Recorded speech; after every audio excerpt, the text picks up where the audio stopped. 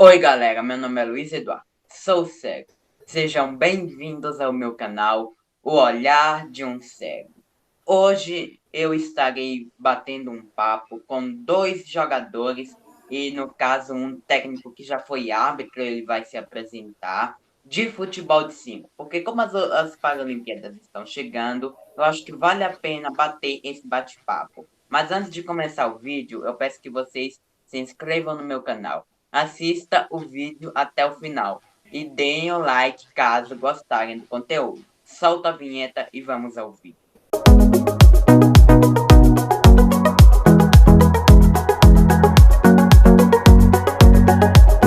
Como eu disse, hoje estamos aqui com o Ulisses e com o Alexandre.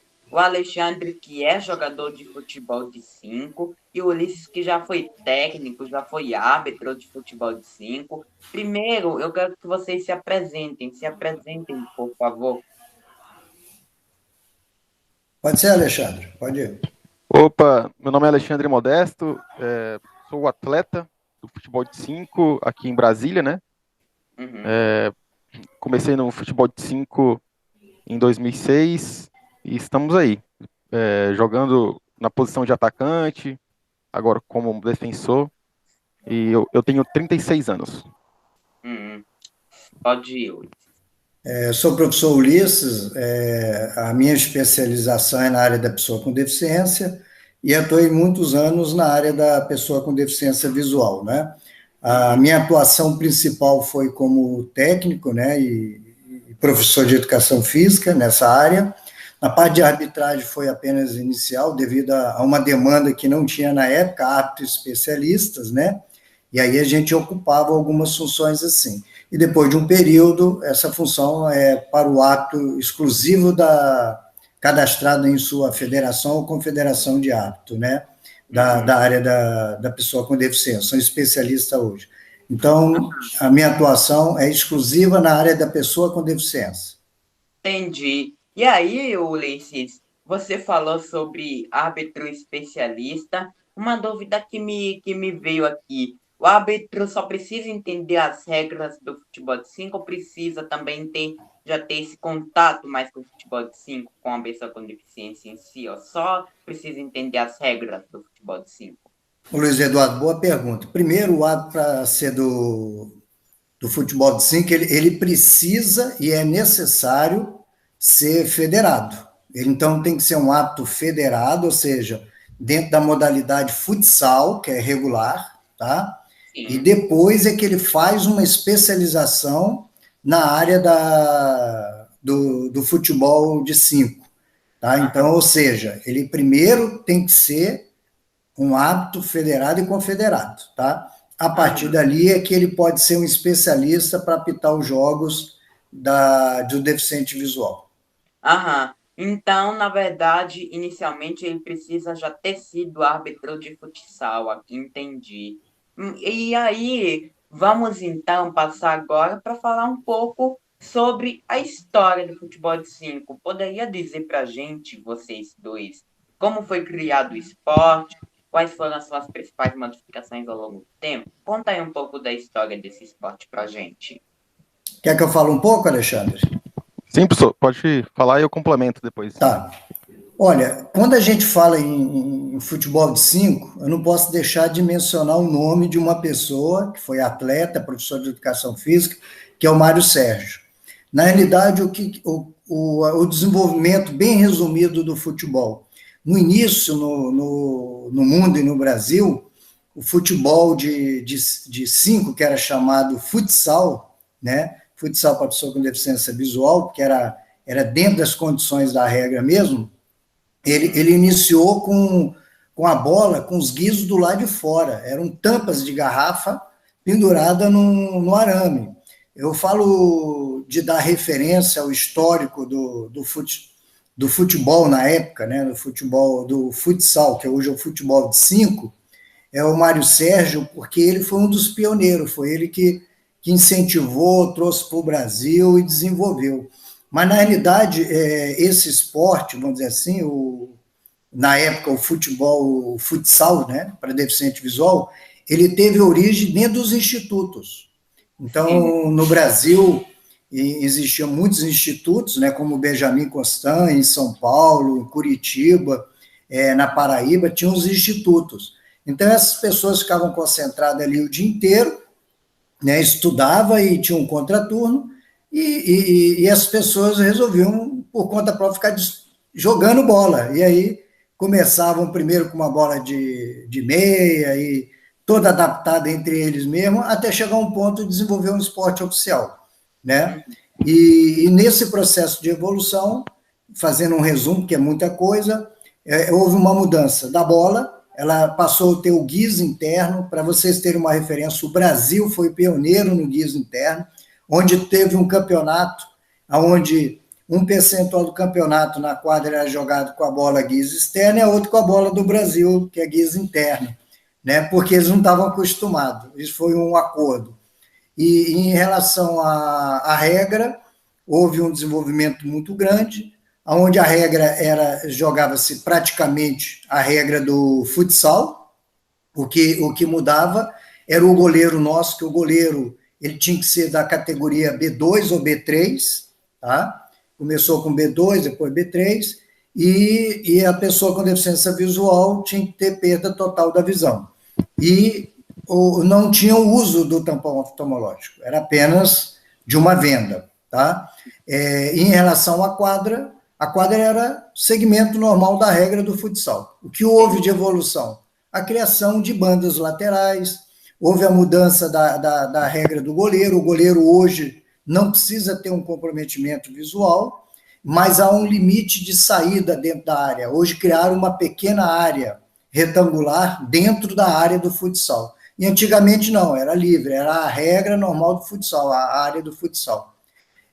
De uma forma geral, estou passando assim, para não ficar tão extensivo, e houve mudanças também em termos de ação do atleta, que até o Alexandre, como experiência, pode passar isso, que ele é obrigado a falar um voe, né? Ou seja, avisar que está indo em sentido aquela bola para diminuir os impactos. Mas eu vou deixar o Alexandre explicar mais um pouquinho dentro da atuação atual, né? Ele é um atleta, está aí em atuação, mas de uma forma geral, o que houve de evolução foi a bola, que é retirada do guiso que estava de fora, passou para a bola, para dentro da bola, e a quadra mudou totalmente. Não tinha banda lateral, hoje tem banda lateral, era uma área normal do futsal, hoje uma pequena área, né? E a necessidade de informar quando ele for em direção à bola. De uma forma geral, foi isso. E a evolução dos hábitos, né? Sim. O hábito, eles tinham mais experiência no futsal. Hoje, os nossos hábitos são muito especialistas. Tanto que o Brasil representa lá fora, nos jogos internacionais, tem hábitos de destaque. Aí eu vou deixar o Alexandre, como atleta, ele alimentar um pouquinho essa ação dele dentro de quadra hoje, dentro dessa evolução da regra. Ok. Então, professor, em cima do que o professor falou, eu vim do Instituto Padre Chico dos Cegos, onde a gente já começamos ali a prática do futebol, mas utilizando sacolas numa bola, ou alguma bola de vôlei que vinha até do Japão, tocava uma musiquinha. Tinha muitas Nossa. formas de adaptação. A gente colocava deficientes visuais no gol, como goleiro, né? Ou aquele que tinha mais baixa visão ali para ajudar. Então era tudo bem iniciante ainda. Mas Sim. depois, quando eu vim para Brasília, foi quando eu conheci o futebol de 5 e aí já peguei essa parte da bola de guiso interna que o professor Luiz falou, né? Ela Sim. na evolução, na plena evolução, né? Já estava mais leve, todo nessa condição aí, né? E, Alexandre, é até importante até falar, né? Hoje nós temos o chamador, que fica atrás do gol, que antigamente não tinha. Sim. Isso, por exemplo, quando eu comecei lá no Instituto Padre Chico dos Cegos, era pela intuição, não tinha nada dessa questão era na raça mesmo, né? Nossa, Literalmente na raça. imagino. E aí veio o Imagino. chamador, né? Que ele fica atrás do gol adversário, onde ele orienta ali o ataque, né? A parte ofensiva do time. Ele te direciona na hora de chutar, na hora de dar o passe, e vai descrever a jogada, quantos jogadores tem ali naquele lance, né? Aí, na condição do técnico também, que fica no centro da quadra, só para explicar, para não entenderem que talvez o técnico vai ficar ali dentro da quadra. O jogo, a partir da história que o professor falou, se adaptou às bandas laterais, né? Então, na lateral tem cada banda que não sai a bola. E aí que dá mais fluidez ao jogo, né, em si. E aí o técnico fica ali no banco de reserva, no centro, orientando as ações quando a jogada passar.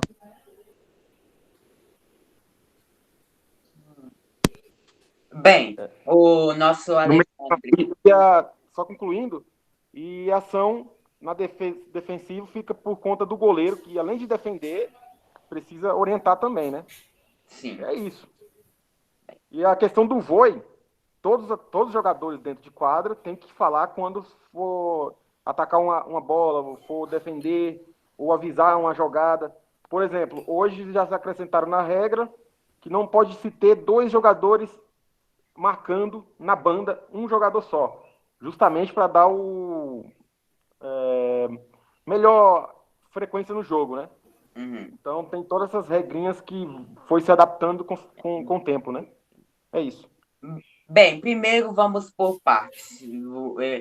Primeiramente, como assim o guiso externo? Porque a bola não tem como o guiso externo, quando ela tocasse no chão, o som não seria ofuscado, porque assim, para mim, só para o público saber, a bola aqui, eu tenho uma bola de guiso que eu não posso jogar porque eu sou transplantado, mas ok, quando eu balanço, ó,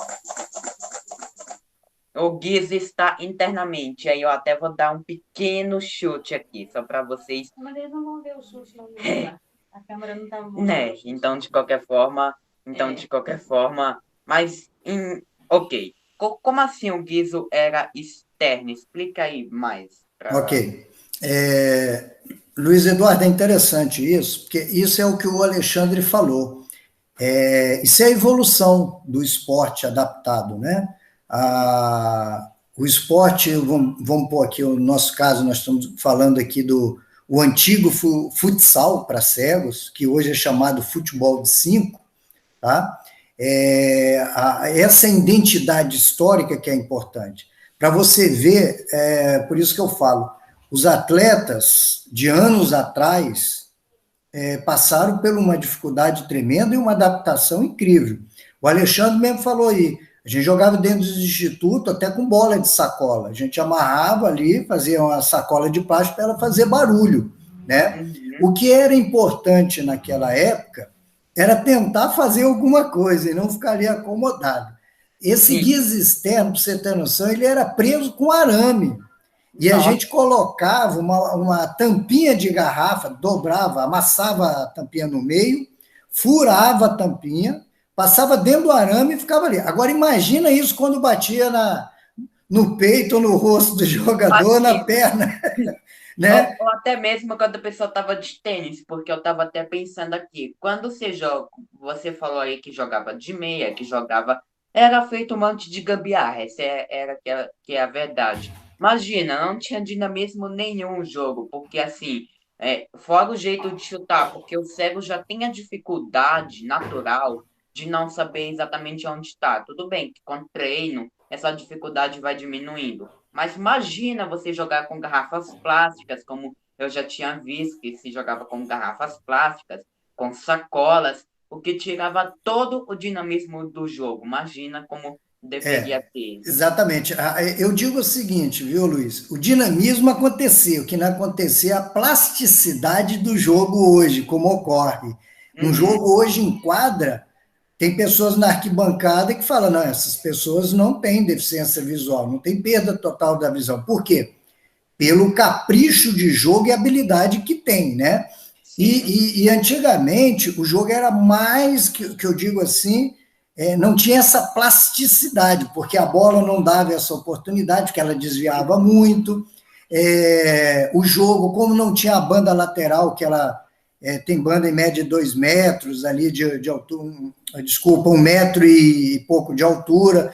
Então, essa madeira na lateral, ou fibra que é feito geralmente, ela evita a bola sair. Agora, imagina antigamente que a demarcação era só a linha da quadra. Então, eu imagino quanto essa bola não saía. Agora, entenda bem, quando a gente fala assim, imagina, eu passei por esses momentos e no jogo de futsal com a quadra normal era muito veloz. Eu dou exemplo aí dos jogadores aí do Brasil, uma referência, né? Eles passaram, nós tivemos uma passagem de gerações muito interessante. A própria equipe de Brasília, de Belo Horizonte, de Curitiba, onde tinha o Mário Sérgio, São Paulo, Rio de Janeiro, né? Eram equipes muito fortes. E se para você ver o desempenho em quadra, era fora do comum. Tá? A gente chegou a lotar cidades assim, ginásio de cidade, que a gente levava muito o esporte para cidades menores do país, com menos população, porque ali ficava um evento de apresentação também e de produção, ou seja, divulgar o esporte. Mas o dinamismo era muito forte. Eu digo o seguinte, esses caras foram heróis, porque não é fácil, não. Você com uma bola com um guiso desse jeito, com uma quadra com poucas limitações de área, de ação, era tudo livre, né? Você podia entrar com a... E tinha mais ainda, você tinha que fazer toda essa ação, mas não tinha, como o Alexandre falou, um chamador, não tinha nada disso. Diga lá, Alexandre. Não, e passando por esse histórico aí de gerações, tivemos aí um jogador que foi considerado o Pelé dos cegos, que foi o Marco Antônio, que muita gente nem conheceu, né? Exatamente. Nós tivemos... Misael, Ilcinho, né, que você falou de Curitiba, né? Isso. Curitiba, depois o Misael de São Paulo, depois em 2000, João Batista, o Sandrinho, né? Tinha o Sandro também, que a gente chamava de Pantera. Eu dei a referência do Mário Sérgio, que o Mário Sérgio é uma lenda viva. Ele começou jogando com a bola de guiso, com tampinha do lado de fora, né? Nossa. Aí depois ele entrou já com guiso, com a bola interna, né? Que foi até um projeto do Brasil, né? E depois estendeu. Mas e aí ele pegou também a geração já da banda, ou seja, o Mário Sérgio ele passou pelas 3 gerações de mudanças de regra. Mas nós temos atletas de referência no mundo. Eu participei em campeonatos mundiais, Copa Sul-Americana e aí por diante, que o Brasil dá show, entendeu? Hoje nós dizemos, hoje eu falo o seguinte, hoje o nível técnico ele está muito próximo uma equipe da outra. A gente não pode entrar mais em quadra e falar, negócio aqui vai ser tranquilo. Não tem isso mais, não. Não tem equipe mais fraca tecnicamente. Estão tudo por igual, entendeu? Naquela época, não. Destacava muito. O Brasil era um deles que se destacava demais. O Alexandre falou uma coisa certa. Por que o Brasil destacava demais? A nossa pessoa com deficiência visual era de instituto. E o Instituto Alexandre, que já foi, é o seguinte, meu amigo, aqui não vou pegar no seu bracinho, vou te levar lá, não. Entendeu? Ele tinha que deslocar, tinha que sair, andar, tal horário em tal quadra, tal horário na sala de aula. E não aparece lá, não, dentro do horário, né? Então, isso dava uma dinâmica na pessoa com deficiência dentro do Brasil. E nós levamos isso para a quadra, e isso fez com que o Brasil destacasse mais. Professor, falando das histórias aí, em cima até do Mário Sérgio, teve uma situação que o falecido Bojão, que é o Borges, o nosso companheiro dos experientes do time, falava, que ele teve que tirar as próteses oculares no meio da quadra para provar que era cego mesmo, porque na época não tinha venda, que a venda que hoje eu tenho aqui na mão, essa aqui, não sei se vai dar para ver aí vocês. Está desligado o seu vídeo. Liga o vídeo. Então, aí ele teve que se provar que... Tá mostrando a venda? Porque assim, como minha mãe hoje não está assim, envolvida diretamente, pessoal... Não, eu oriento. Pode ficar tranquilo isso. Eu oriento. Beleza. Estou vendo a sua mão, viu, Alexandre? Então, beleza. Aí, o seu rosto está aí. Pode pôr a venda no seu rosto. Não, abaixa um pouco a câmera. Vou colocar a venda. Abaixa um pouco a câmera, tá? Eu estou só com a mão. Tá. Aí. Joga ela para a direita, a câmera. Para a esquerda, para a esquerda, para a esquerda, para a esquerda. Aí. Isso aí é o que o Alexandre está mostrando aí, a venda. Na época não tinha o Mário Sérgio, então ele teve que tirar. Sorte que ele tinha. Sorte não, né? Na verdade. Ele tinha prótese ocular, então ali ele provou, né? que era deficiente visual mesmo, aí o pessoal ficou sem imaginar, né? Entendi. Hoje E em dia, aí hoje em vocês. dia, além de usar essa venda, a gente tem que usar um micropóreo por baixo com gases, que é para É, detectar qualquer forma de luz, para que é o que não. chama de tampão, né? É isso, do tampão, né? Tampão oftalmológico. Isso. Não ter nenhum acréscimo ou vantagem em cima do seu adversário, né? Então, é isso. Entendi. E aí vocês falaram durante toda a história do futebol de 5, deram de fato assim uma palestra, estão sendo sensacionais. E aí alguns pontos que eu queria situar aqui. O primeiro é que, para quem não sabe, antigamente não existia essa coisa de escola inclusiva, não existia nada disso. A pessoa com deficiência vivia em institutos de deficiência, literalmente, que acabavam por desenvolver a independência, por desenvolver a pessoa com deficiência visual. E aí acabava que tinha essa coisa do futebol de 5. E vocês falaram antes, lá naquela resposta, sobre o goleiro que precisa ser B2, sobre as categorias. Para quem não sabe, B1 é aquela pessoa que é cega total ou que consegue ver vultos. B2 é aquela pessoa que é baixa visão. E B3 é aquela pessoa que praticamente enxerga, dá para se dizer assim.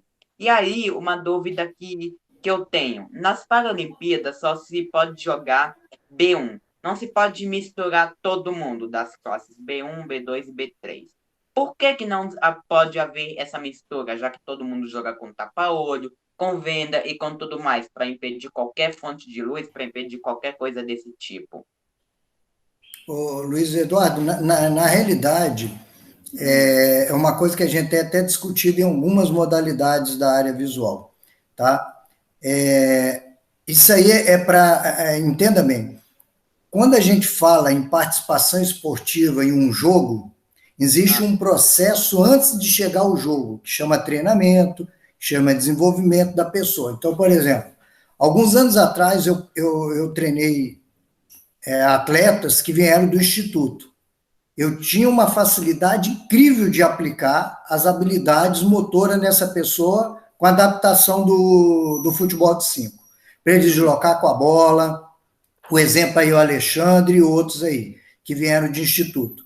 Em compensação, quando eu recebo uma pessoa que não veio de instituto, mas ela veio de um processo de escola de inclusão, eu tenho uma dificuldade tremenda, porque essa pessoa tem um déficit motor significativo, ou seja, quando se fala numa regra, num determinado esporte, é a aproximação dele desde o desenvolvimento até chegar a um jogo. Então, o que, entendi. que o futebol busca? Ele busca dar uma atenção primordial aos atletas B1. Tá? No Gobol, por exemplo, a gente já discutiu demais isso, para que tenha um limite de pessoas na categoria B1, B2 ou B3 dentro de quadra. Tá? Por quê? Eu fiz uma pesquisa no Mundial que teve no Brasil, só para você ter a noção, de todas as equipes, todas. Eu posso dizer assim, mais de 12 equipes participando do Mundial na modalidade global, somente duas equipes tinham um Ah, atleta com deficiência visual total, que era o Brasil e tinha a não. equipe da Colômbia. O restante tudo era B2 e B3. Por quê? Para o técnico, facilita ele treinar quando ele tem uma pessoa com baixa visão, que ele tem um resíduo visual. Isso facilita a parte motora, o desenvolvimento e explicação. É bem diferente de uma pessoa B1, que tem perda total. Tá? Então, essa pessoa você precisa de mais especialização para justamente desenvolver essa parte motora. E o que o esporte quer é essa inclusão. Não sou contra o B2 e o B3.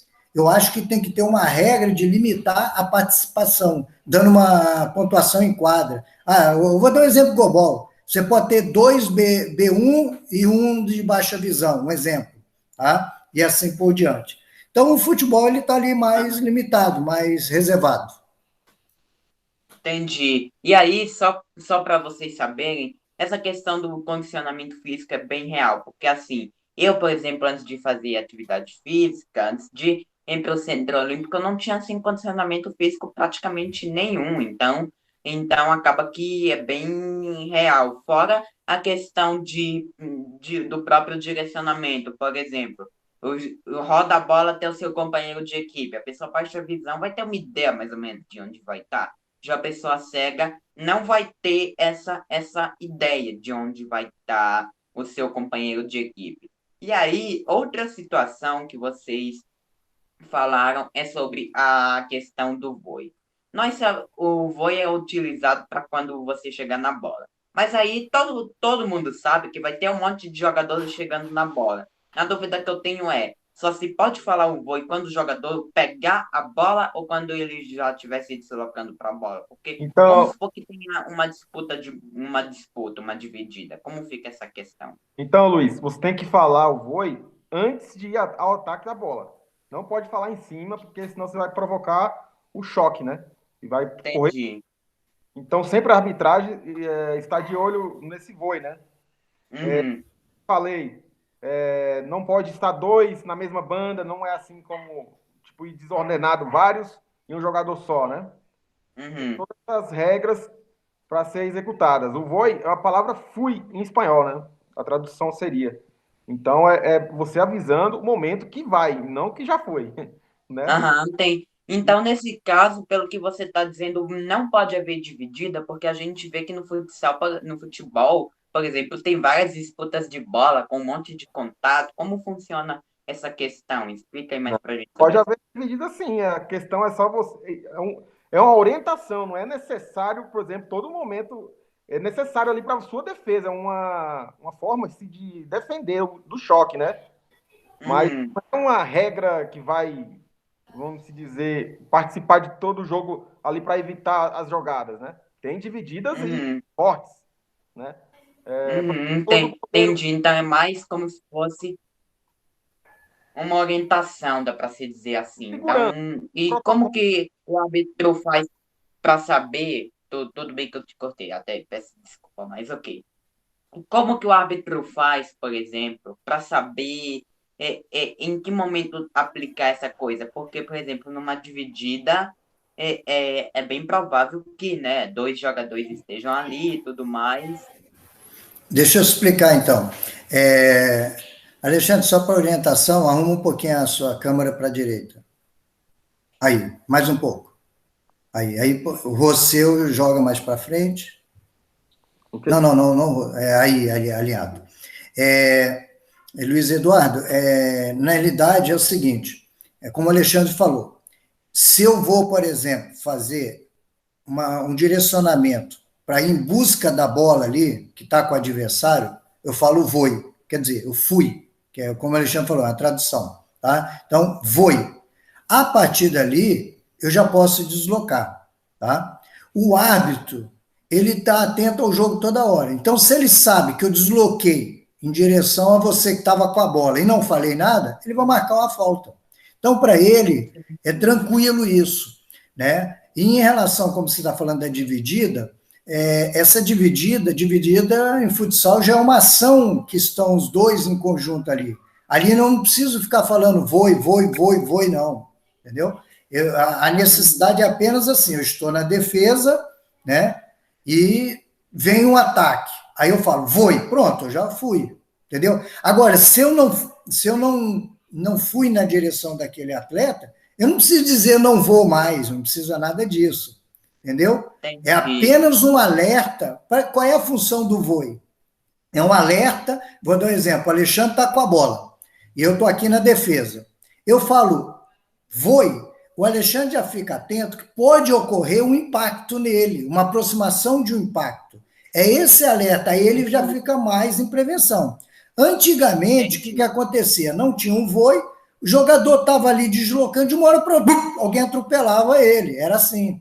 Por quê? Porque não Entendi. tinha esse alerta. Então, o voo e a função é apenas um alerta. Opa, está vindo alguém na minha Entendi. direção, deixa eu me preparar a uma dividida, a um impacto, né? Ele é uma ação mais de alerta. Entendi. E aí, outra questão que também é relacionada ao jogo, se falou sobre muito essa coisa das bandas laterais e de evitar que a bola saia. A dúvida que eu tenho é, pode ter bola aérea no futebol de 5 ou tem que ter um limite? Porque Então, vamos supor que eu seja cego. Eu vou apostar muito na bola aérea, para quem sabe que aí que aí a gente combina nos treinamentos e a partir daí tentar pegar a defesa desprevenida. Como funciona essa questão da bola aérea? É Vai lá, permitida? Alexandre, pode. Eu só vou orientar o Alexandre aqui. Alexandre, puxa para a esquerda o vídeo. Não tá complicado eu segurar aqui. Eu sei, eu sei. Puxa Assim? para a esquerda, para a esquerda. Não, direita agora, então. Direito, mais. Isso. Pode falar, Alexandre, que você, como atleta, A é bola até. É, o jogo aéreo. é permitido sim, mas tem a Aham, questão de conseguirmos executar, né? aham, Tipo assim, por sim, exemplo, fazer um gol de cabeça. É possível, mas o problema é que a bola, quando vai no ar, ela não faz barulho, igualmente no chão, né? Então é a mesma coisa. Então, talvez ainda não tenha essa possibilidade. Por exemplo, você falou da bola aérea, tem uma única limitação de bola aérea é o arremesso do goleiro para o ataque, que ela tem que pingar antes do meio de campo. Ela não pode correr no ar direto até a parte ofensiva. Tem essa regra que ela não pode seguir. A única, talvez, citação de bola aérea que não pode ser executada. O mais é tranquilo. E só para completar, Luiz, se a bola aérea sai na lateral da banda, ele bate um lateral ali, entendeu? Então, isso entendi. pode acontecer? Acontece, do jogador jogar ela sair pela banda, porque a banda tem 1 metro e pouco, então ela tem um limite ali, não é uma banda alta também. Por quê? Porque ela bate mais ou menos assim, nível abaixo de um peito da pessoa, de um atleta, que é justamente o técnico está ali atrás, como o Alexandre falou, a equipe, tem os torcedores, para poder ver o jogo, entendeu? Então, Uhum. não é uma banda tão alta, não. E a bola pode sair? Pode, sai, bate um lateral normal ali, tá? E o Alexandre falou uma coisa interessante aí sobre jogo aéreo. Eu estou fazendo um estudo com o Instituto Federal de Brasília para implantar uma bola sonora, justamente para poder dar ação de mais produtividade em jogos aéreos, tá? Ela mesmo estando em ação aérea, ela está ali acionando um som igual o guizo, tá? Porque eu testei vários sons na audiometria, tem muito som que ele é estressante e incomoda a pessoa com deficiência visual. Então, o som tem que estar muito próximo do guizo para não incomodar. Ele é um som agradável, ele não é igual assim, não. Ele é ali, fazendo em intervalos também, para não ficar direto, né? Mas tudo isso é eletronicamente ou tudo isso seria de forma física? Não, não, Como... não, eletrônico. É um Não, sistema não que nós tá. estamos adaptando dentro da bola. Eu já fiz isso há alguns anos e agora eu estou adaptando para um sistema de sonoro guizo com intervalos, para ele não ficar direto, tic, tic, tic, tic, tic, tic, que isso incomoda, tá? Então a gente está fazendo essa ação. Entendi. E dando também a ação dele, se ele tocar na bola, do desenvolver o guizo. Eu toquei, ele começa a acionar. É assim que nós estamos fazendo o estudo, tá? Que legal, tomara que dê tudo certo. E aí também uma dúvida que muita gente fica, e eu que também não posso jogar futebol de 5, é em relação ao árbitro. Nós sabemos que no futebol, e até no futsal mesmo, existe essa coisa do árbitro levantar bandeira, do árbitro fazer vários gestos. Como que funciona essa questão? Existe uma diferente tonalidade de apito para indicar, ó, arremesso, ó, é uma falta, ó, é um pênalti. Como que funciona isso? Eduardo, é a regra normal. A regra de futsal hoje não tem. Alguns anos atrás, quando saiu do futebol de salão, passou para o futsal, são 2 atos, tá? Apitando um de cada lado. Os apitos normais, seguem normais. Um apito diferencial que nós temos é o da mesa, para informar que está pedindo tempo ou encerrou o jogo. Ele é um breve longo, ele é diferente, ele é o do ato é pi, pi, né? Mais assim.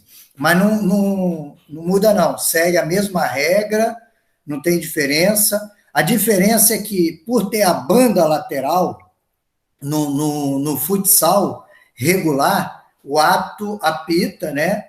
Pelas laterais. Ele segue as laterais da quadra, na linha, não dentro da quadra, fora. E no nosso caso, por ter a banda lateral, eles apitam dentro da quadra.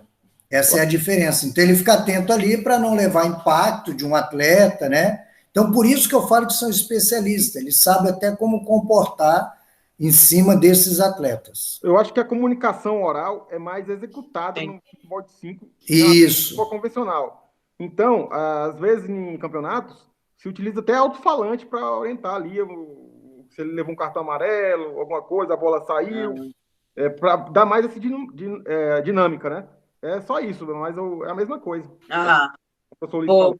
Porque quando se usa o apito, o jogador tem que perguntar para o árbitro o que aconteceu, ou também somente se vamos supor que o árbitro use o apito e não use a comunicação oral. Dá para saber também o que Não, aconteceu? ele fala. Na realidade, o atleta sabe. Por exemplo, o Alexandre está ali no ataque. Aí o Fernando jogou muito em defesa, tá, pessoal? O Fernando está quietinho aí, mas ele foi atleta daqui da equipe da BDV, ele jogava na defesa e era pancada, o cara era forte. Então, por exemplo, esses atletas, por exemplo, o Fernando, quando chegava, ele sabe que encostou ali no jogador e não foi na bola. Quando o árbitro apita, ele já tem uma noção. Mas o que é como o Alexandre falou, tá? O árbitro ele tem um trabalho oral muito grande, então ele falta do jogador do time, ele fala camisa amarela, camisa vermelha, ele vai falando isso, entendeu? Ele orienta oralmente, ele faz uma orientação muito boa, por isso que a gente fala que são especialistas. No futsal ele não está acostumado a fazer isso. Ele apita e faz o sinal. Agora, o nosso não adianta fazer o sinal, porque ele não enxerga o nosso atleta.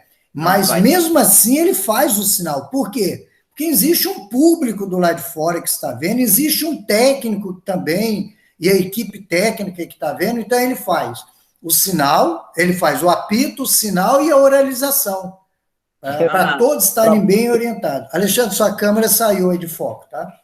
Mais, puxa mais. Pode puxar. Isso. Abaixa ela um pouquinho. Aí, excelente.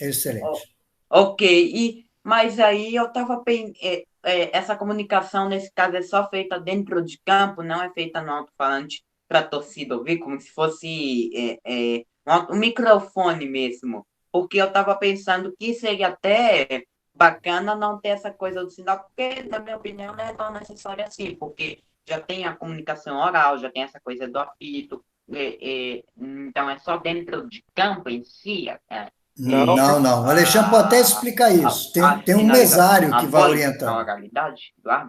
Tem um mesário. O Alexandre pode até explicar isso aí, que já vivenciou bastante. Existe um mesário aqui com o microfone. Tem um mesário que fica fazendo ali o cronômetro da partida, orientando a saída de campo de jogador, que é o técnico auxiliar de fora também, né? O árbitro auxiliar, na verdade, faz parte da arbitragem, né? Quando você vai, eles que pegam na sua mão para levar até a beira de quadra. O microfone, ele fica tem um microfone, como você falou, né? Mas fica ali num volume que seja audível para a torcida e para os jogadores dentro de quadra. Então, é algo que dá para orientar também quem está assistindo. Tem todo esse processo.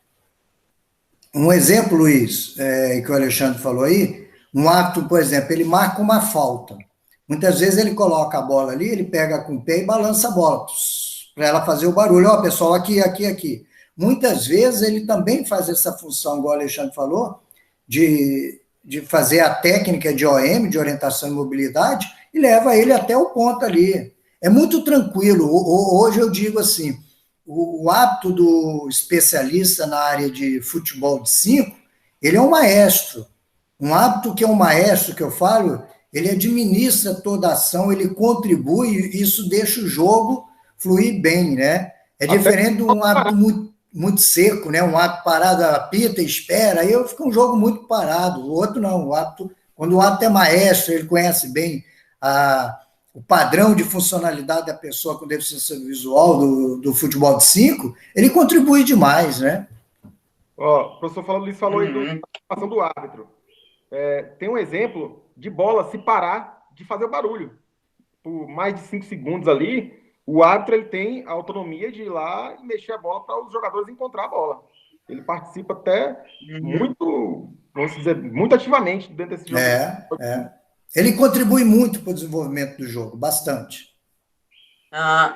E aí vocês falaram sobre a falta. Uma dúvida que que me veio é que no futebol todo mundo sabe que existe a formação de barreira.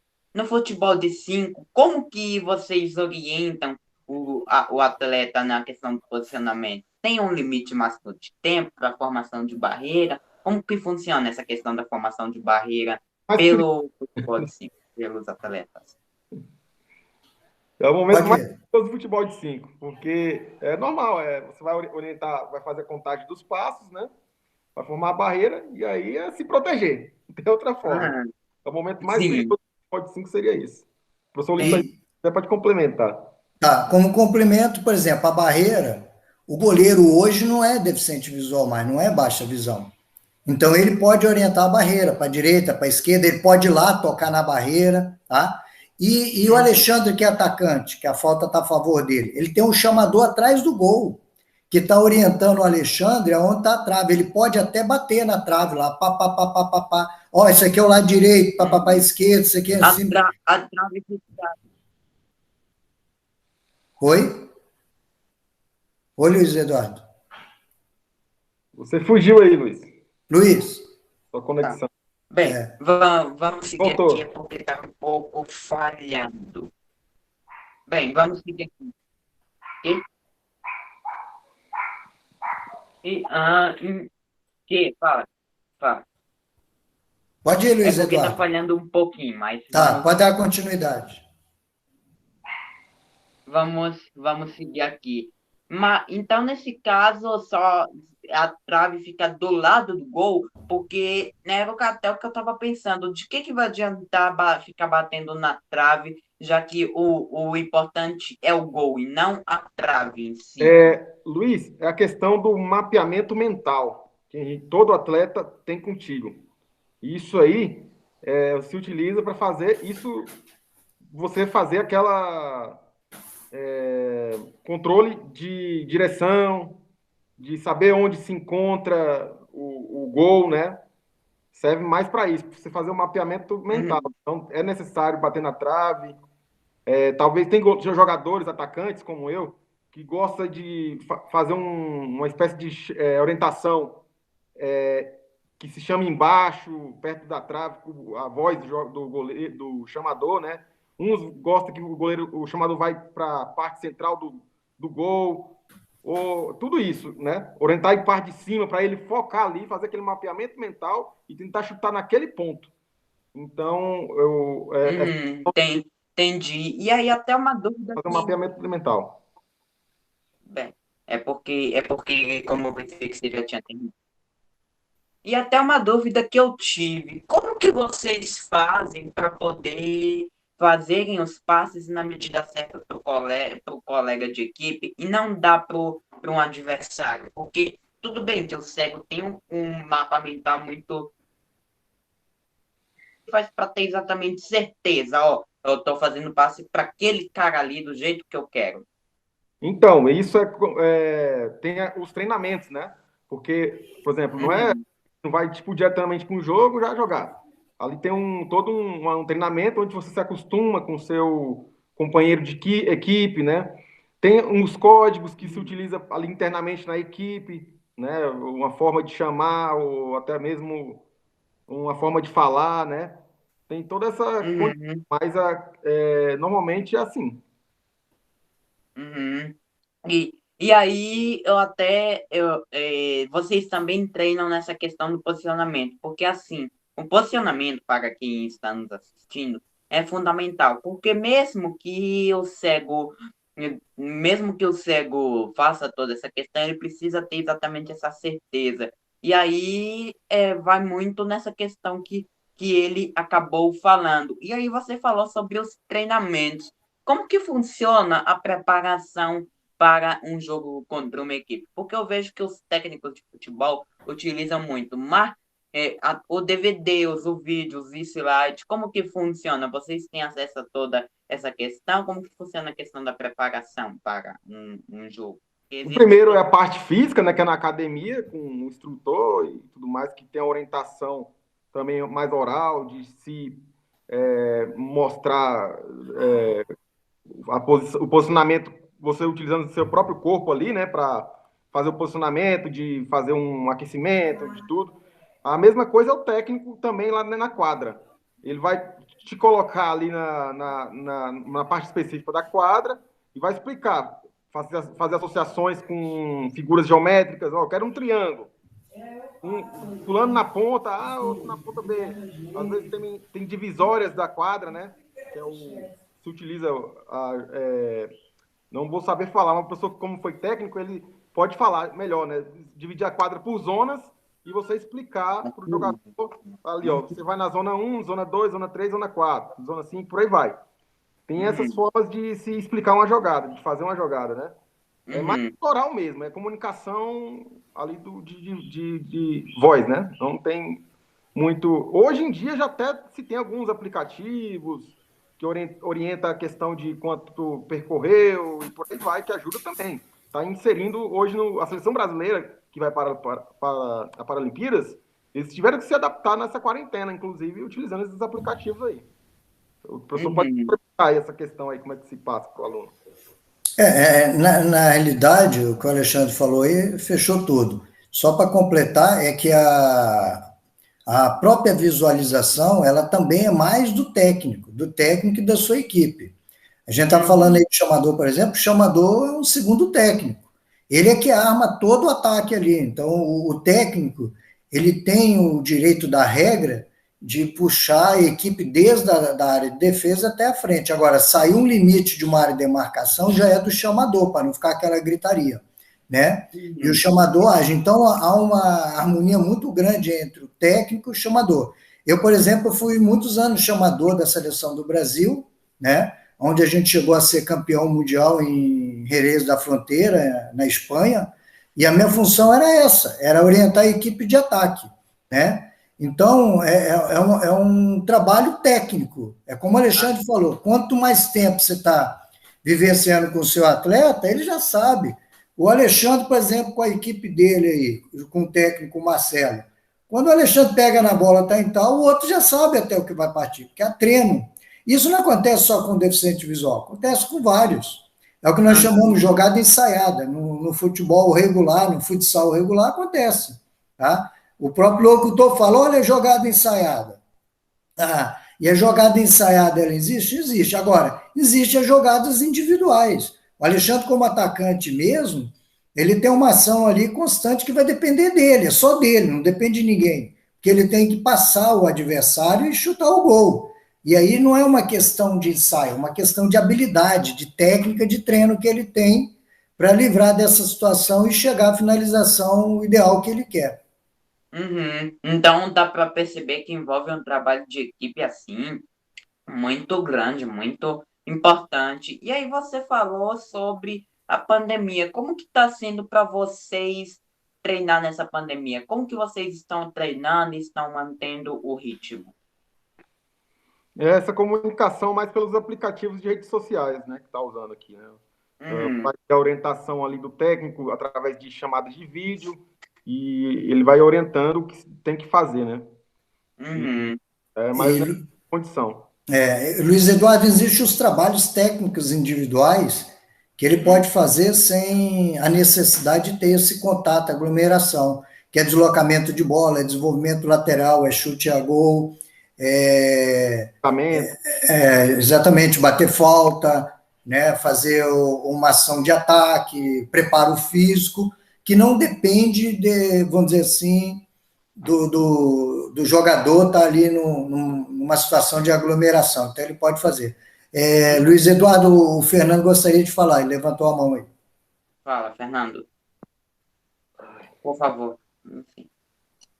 A câmera tá beleza? Tá legal, Fernando. Beleza. Então, gente, bom dia, ou boa tarde, boa noite, né? Não sei que horas que o pessoal vai escutar esse vídeo.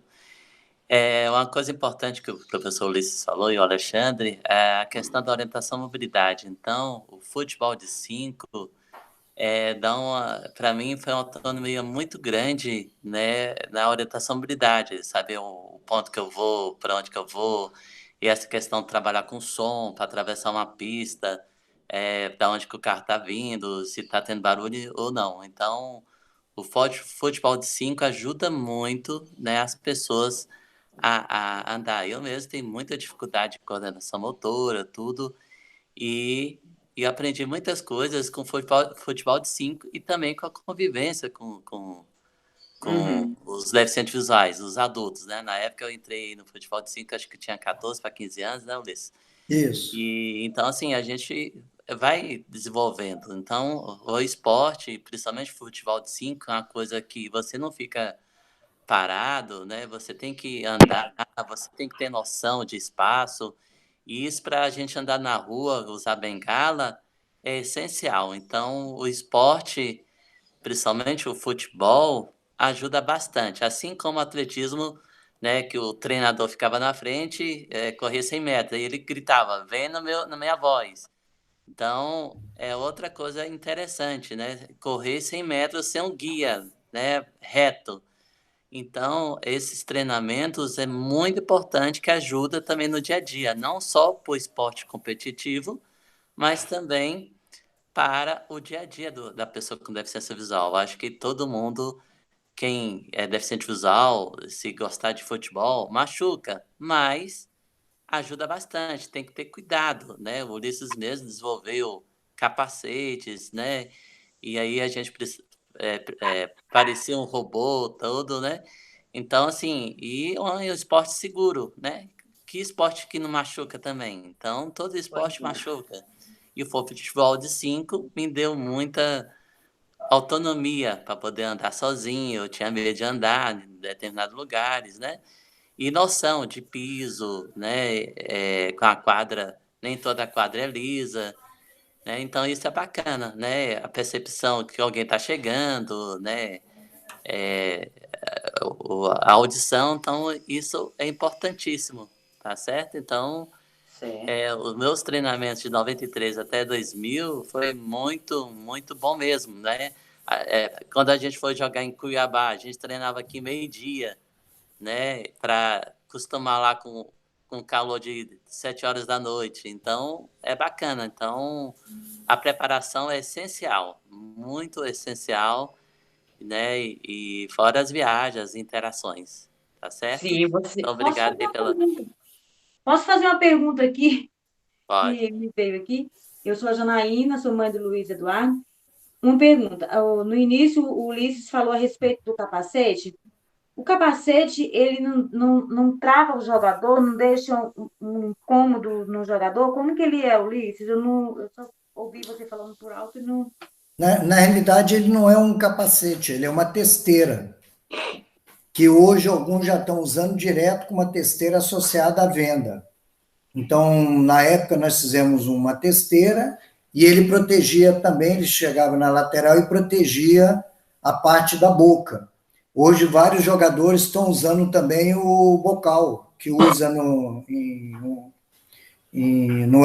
UFC e aí por diante. O próprio basquetebol hoje regular usa. Então, os atletas estão passando a se proteger mais, né? Alguns anos atrás, era muito resistente o atleta com deficiência visual utilizar algum acessório no corpo. A própria caneleira, para eles, na época, quando foi obrigado, já foi problema. Muitos falavam, eu não consigo jogar com isso. É um acessório que entra no corpo, ele traz isso. Por exemplo, esse protetor que eu fiz, facial, eu fiz um estudo com um trabalho de fono, com audiometria, para saber se ele interferia ou não na percepção auditiva da pessoa com deficiência visual. Porque eu sabia que havia ali uma situação de resistência. Agora, essa resistência, entenda bem, o Fernando falou tudo. Ela é uma questão adaptativa. Se você mora numa cidade com grande movimento de carro, depois vai numa cidade que não tem movimento de carro e vai morar numa cidade que tem movimento, há um processo de adaptação. A pessoa com deficiência visual ela precisa disso. Então, por exemplo, colocar o tampão oftalmológico quando foi obrigado, muitas pessoas tiveram dificuldade em jogar, até adaptar. Então, quer dizer, um acessório que entra, que muda a percepção motora do corpo, ela traz dificuldade, sim, de associação dele. Com o tempo, ele adapta. E aí consegue desenvolver normal. Eu acho que isso daí é uma característica de todo ser humano, né? De todo. Você mudou, você incluiu um acessório, um tênis. O tênis antigamente, quando mudou para um tênis mais esportivo, que antigamente quase não tinha tênis esportivo, mais específico, eu não consigo jogar com esse tênis. Tudo que vem no uniforme, quando você mudava a forma do uniforme, dele passar a ser mais de manga comprida, ou uniforme com estilo modelo camisa, isso aí os atletas já é normal, nós já sabemos disso. Por isso que a gente fala, nunca dê um material para jogo novo para uma pessoa com deficiência visual. Põe ele para usar esse material em treino. É muito comum o técnico dar um uniforme novo, tudo, tênis e meia, para ele jogar, e ele não consegue jogar e pergunta, por quê? Está com um acessório tão bom? Porque não adaptou. Então, se você vai incluir um acessório novo, faça essas adaptações. A própria bola, o Alexandre sabe disso, o Fernando. Uma bola com guiso diferente, ele já tem essa dificuldade de adaptar, porque muda o som de um guiso para o outro. Por isso que é necessário ele aquecer com essa bola, adaptar. Isso aí, a própria quadra, pessoal. Quadra com mais barulho, com menos barulho, e aí por diante. Quadra que o sol bate no rosto, outra não bate. Tudo são adaptações. Isso aí. Tamanho da quadra. Exatamente. É um processo normal. Eu pego o exemplo. Luiz, é porque, vamos supor, no caso do Luiz Eduardo, que é transplantado, né? Eu sou transplantado. Certo. Aí ele tem um enxerto na região abdominal, que é na frente. Vamos supor, se fosse para o Luiz, ele tem muita vontade de jogar o futebol de 5 e tem esse probleminha aí. Para ele jogar, ele teria que usar um protetor na região abdominal. Só que aí, por outro lado, eu fico pensando, mas deve ser muito ruim, com certeza, esse protetor, ele deve ter um peso, não sei. E aí eu fico pensando, mas aí você falando da adaptação do jogador, eu acho também que é possível. É questão de costume, né? Quebrar o... É costume. Agora, a preocupação do Luiz Eduardo, que eu gostaria de passar, a gente não tem que estar preocupado só com o impacto, é com a vibração do impacto. O material, ele reduz o impacto, mas ele não cancela a vibração do impacto. Então, uma vibração, ela pode chegar a um ponto e dar uma disfunção no quadro dele, na situação da cirurgia que ele fez. Tá? Então, a gente tem que... É igual, por exemplo, você pega uma pessoa com descolamento de retina. Então, ela não poderia receber esse impacto. Pronto, ali veio o impacto, mas existe a vibração. Então, a gente tem que estar atento não só ao impacto, mas o quanto que chega de vibração também até o corpo da pessoa. Uhum. Então, nesse caso, não dá para eu jogar futebol de 5, porque eu tenho muita vontade de jogar futebol de 5, ou até dá, mas teria que ser feito um estudo, teria que, enfim. Luiz Eduardo, você não precisa chegar a ser um atleta de jogo, mas você pode ter habilidade em jogar. Por exemplo, deslocar com a bola, correr com a bola, dar chute com a bola e ir por diante. É criar a habilidade que o esporte permite. Agora, quando chega na hora do jogo, você não vai poder, entendeu? Na verdade, acaba que o probleminha que ele tem, ele não vai conseguir dar o que ele tem que dar para o time, a colaboração que ele tem que dar para o time, né? Ele pode jogar o futebol que ele joga no quintal de casa, na quadra. Exatamente. O futebol social, né? Uhum. E num futebol mais... É como o Fernando falou, ele vai criar habilidades. Ele vai criar habilidades do futsal, do futebol de 5. Ele vai criar essa habilidade aí, tranquilo. Isso ele pode fazer no desenvolvimento motor, isso vai ajudar para o dia a dia dele, igual o Fernando falou, na atividade de vida prática dele, ter uma orientação, uma OM melhor, uma percepção melhor. Vamos dizer, ele acaba desenvolvendo algo a mais do que uma pessoa que não faz esporte. Isso já está provado. Uma pessoa que faz esporte, ela tem uma percepção motora bem melhor e uma orientação de mobilidade bem melhor. Isso aí já está mais do que provado. E aí, porque assim, eu não participo das aulas de educação física da minha escola justamente por isso, porque minha mãe tem justamente o receio do impacto, mas de fato dá até para a gente conversar depois, porque para ver se eu pratico alguma coisa, as possibilidades de eu praticar alguma coisa, dá até para a gente conversar. Luiz Eduardo, a educação física ela não é feita só por atividades coletivas que tem impacto. Existem várias atividades individuais que você pode fazer e vai ajudar para o seu desenvolvimento motor, físico, cardiorrespiratório, até para a situação renal sua. E Então, isso é fácil de adaptar. então A depois, função depois nossa dá é até essa. pra gente conversar fora do ar para se passar algumas coisas e até para ver se Tá. tá. Mas Então, pessoal, Luiz Eduardo, você poderia fazer atletismo, né? Que é um esporte individualizado. Natação? Na Natação, né? verdade, Fernando, ele estava é fazendo porque meu interesse com atletismo, tudo bem que está entrando algo pessoal aqui no vídeo, mas eu acho que, como vocês veem, dá para ir Não até um entendi, é que conhecimento o Luiz geral. Eduardo é apaixonado pelo futebol, né? Mas É, Eu reconselho o Luiz Eduardo, como ele gosta de futebol, fazer um treinamento junto com a equipe sem ser a ação coletiva, fazer todo o trabalho associado ao desenvolvimento de habilidades, como correr com a bola, chutar com a bola, deslocar, dar passe.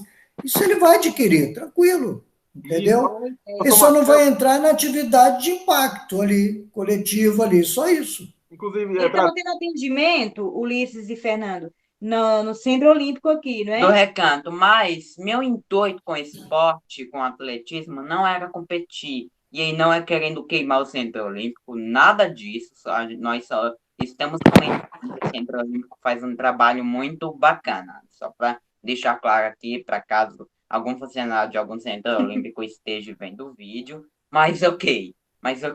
E aí, como eu não queria treinar para competir, eu percebi que eles começaram a perder o interesse em me desenvolver, começaram a perder, porque meu intuito não era esse, treinar para competir, era para melhorar a qualidade mesmo de Não, mas aí vida. a gente deu uma pausa do Centro Olímpico e depois nós voltamos, e aí na semana que a gente ia voltar, entrou a pandemia. Mas É, não tem problema. Quando retornar, a gente faz a adaptação. Vamos lá para a gente fechar, porque eu tenho vamos, um compromisso daqui a pouco. Isso. é isso aí, foi um prazer estar recebendo vocês aqui no meu canal. Foi uma conversa assim muito proveitosa, tanto é que ela levando um rumo assim totalmente diferente do esperado, mas de qualquer forma, boa sorte aí para vocês nos campeonatos que vocês vão estar disputando aí de futebol de 5, que vocês tenham o maior sucesso do mundo. Foi um prazer receber vocês aqui no meu canal. Tchau, galera. Deixa eles se despedirem. Mas- Alexandre, quer concluir aí, Alexandre? só destacar aqui, se quiser mais informações do futebol de 5, dos esportes paralímpicos, tem a CBDV, o site da CBDV, né? cbdv.org.br. E em Brasília temos a página no Facebook Futebol de 5 do DF, que lá sempre o pessoal que queira obter informações de treinamento e tudo mais, quando vai iniciar. Temos duas equipes em Brasília, que é a Uniace e hoje é a DEF de Brasília, né? Que tem a prática esportiva do futebol de 5. É isso que eu queria enfatizar e passar para os amigos. Obrigado aí, parabéns aí ao professor Ulisses pelas explicações, que trouxe muitas novidades hoje, que eu gostei aqui, viu? E Fernando, Luiz Eduardo, isso aí. Eu quero também agradecer também o Luiz Eduardo e o professor Ulisses. Obrigado também, professor Ulisses, estar aqui. O Alexandre, a gente está montando a Federação de Desporto para Pessoas com Deficiência Visual aqui em Brasília, e o professor Ulisses está orientando bastante. E aí, deixar as considerações finais aí do professor Ulisses. Tá. Pessoal, eu agradecer, Luiz Eduardo, pela iniciativa, isso é importante. O que você está fazendo não leva só uma comunicação para as pessoas deficientes visuais, mas para uma sociedade de uma forma geral, para entender o que é o esporte para a pessoa com deficiência, né? Especificamente para a pessoa com deficiência visual. E é um prazer estar com dois atletas que foram referência na minha equipe, que é o Fernando. E é interessante que eu estou com um de ataque e outro de defesa, o Fernando de defesa e o Alexandre de ataque. Muito bom. Foram atletas, não, eu digo que quando é referência, não é referência em quadra. Isso a gente tem que deixar muito claro. Não adianta o atleta ser só referência em quadra, ele tem que ser lá fora. E aí está o exemplo do Fernando e o Alexandre, sabe? São pessoas de referência lá fora também, como pessoa mesmo, não como atleta. Como atleta, não dá nem para medir o trabalho, o desempenho deles, né? Sempre dedicados, né?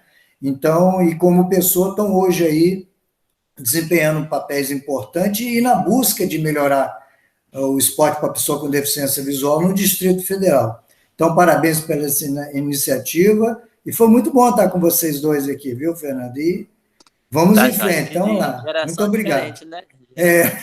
E geração diferente, exatamente. Muito bom. Muito obrigado, pessoal, por ter assistido esse vídeo bem longo até o final. Desculpa aí pelo vídeo longo e até fugindo um pouco do assunto. Mas eu acho que valeu esse bate-papo. Obrigado, Fernando, por ter feito a ponte, por ter permitido esse contato entre eu, o Ulisses e o Alexandre num bate-papo tão bacana.